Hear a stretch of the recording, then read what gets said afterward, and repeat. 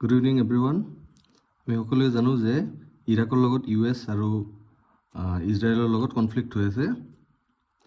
তো আমি গোটেই ষ্ট্ৰেটেজিটো বুজো বলক। USৰ কাৰেঞ্চি হ'ল ডলাৰ।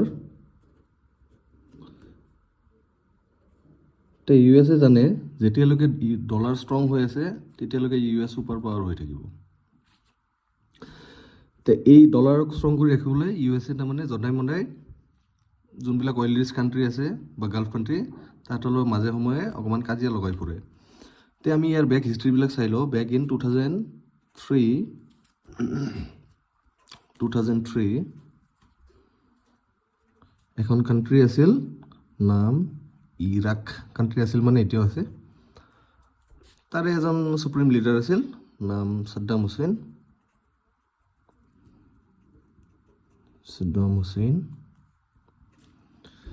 তো USA ছাদ্দাম হুছেইনৰ লগত ডিল কৰিলে অইলৰ কাৰণে। তো ছাদ্দাম হুছেইনে ক'লে যে আমি US ডলাৰত নহয়, আমি ইউৰোত ট্ৰেড কৰিম।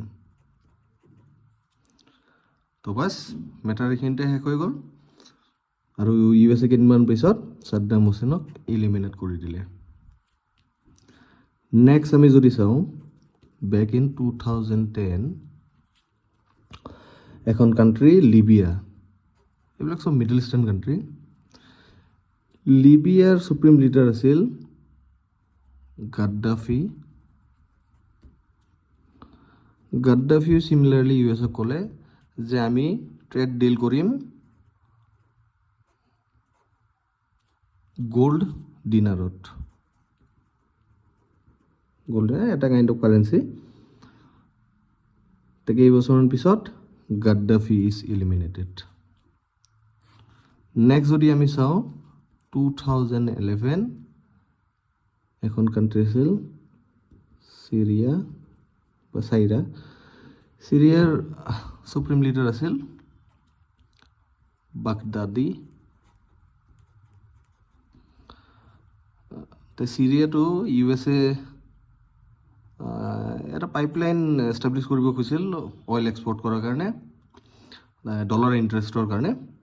তাতে বাগদাদিও এই ডিলটো মানা কৰি দিলে। মানা কৰি দিয়াৰ পাছত back in 2019 Baghdadi is also' eliminated. আৰু যদি আমি ৰিচেণ্টলি চাওঁ যে 2026 ইৰাণ, যাৰ সুপ্ৰিম লিডাৰ হ'ল খেমেনাই।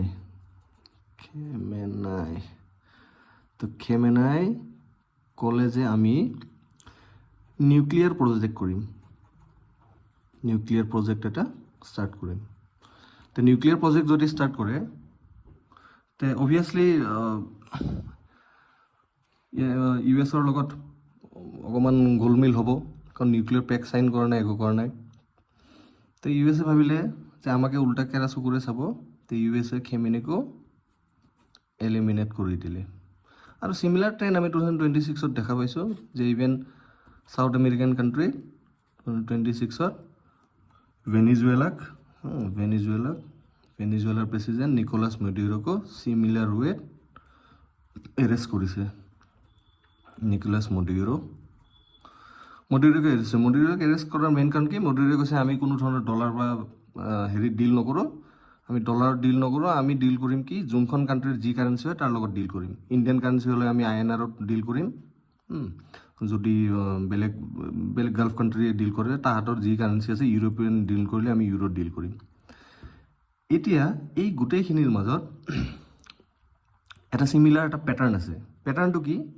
তো যেতিয়া USA গম পাব যে ডলাৰৰ ভেলু, ডলাৰৰ অলপ ডিমাণ্ড কমিছে বা ডলাৰ অলপ ডেঞ্জাৰত আছে, তেতিয়া USA কি কৰিব? সেই কাণ্ট্ৰিৰ ওপৰত চেংচন লগাব। চেংচন লগাব মানে যিকোনো বস্তু বেন কৰি দিব তাহাঁতৰ, মানে সেই কাণ্ট্ৰিৰ ক্ৰেডিট কাৰ্ড বেন কৰি দিব, ডেবিট কাৰ্ড, যিকোনো বস্তু, বহুত বস্তু চেংচন লগাই দিব, টেক্স লগাব এক্সট্ৰা। চেংচন লগালে কি হ'ব? তাৰ ইনফ্লেশ্যন হ'ব। ইনফ্লেশ্যন হ'লে কি হ'ব? ইনফ্লেশ্যন মানে কি আৰু প্ৰাইচবিলাকৰ বস্তু ইফাল সিফাল আপ ডাউন হ'ব। যোনটো বস্তুৰ 100 টকা, 10 টকা দাম, সেইটো বস্তু যায় 100 টকা হ'ব। 100 টকাৰ বস্তুটো যায় 1000 ৰুপিজ হ'ব। এইবিলাক হ'লে পাব্লিকৰ মাজত কি হ'ব, কেঅছ এটা হ'ব। পাব্লিকৰ মাজত কেঅছ হ'ব। পাব্লিকে ভাবিব যে এতিয়া চাট্টা পলট करने का টাইম आ गया। তে পাব্লিকে কি কৰিব, ৱাৰ কৰিব, চিভিল ৱাৰ। চিমিলাৰলি আমি এইবিলাক বেলেগ বেলেগ সৰু সৰু কাণ্ট্ৰিত দেখি আছোঁ, চিভিল ৱাৰ হৈ থকা। চিভিল ৱাৰ কৰিব, আৰু চিভিল ৱাৰ কৰিলে কি হ'ব, ফাইনেলি গৈ তেওঁলোকক বচাবৰ কাৰণে US আহিব। তেওঁলোকক মুক্তি দিবৰ কাৰণে USA আহিব। USA আহি ফাইনেলি তাৰ সুপ্ৰিম লিডাৰক মাৰি কিনে বা এছেচিন কৰি কিনে তেওঁলোকৰ ডলাৰৰ ইণ্টাৰেষ্টটো বৰকৰাৰ ৰাখিব। চ' এইখিনিয়ে কথা যে USA কেনেকৈ কি ডিল কৰি আছে মিডল ইষ্টাৰ্ণ কাণ্ট্ৰি, যোনবিলাক অইল ৰিচ কাণ্ট্ৰি, তেওঁলোকক USA নিজৰ কণ্ট্ৰলত ৰাখিব খোজে, আৰু নিজৰ কথা নুশুনিলে এই তেনেকুৱা ধৰণৰ ঘটনাবিলাক ঘটাই থাকে। Thank you. ভিডিঅ'টো ভাল পালে লাইক কৰিব।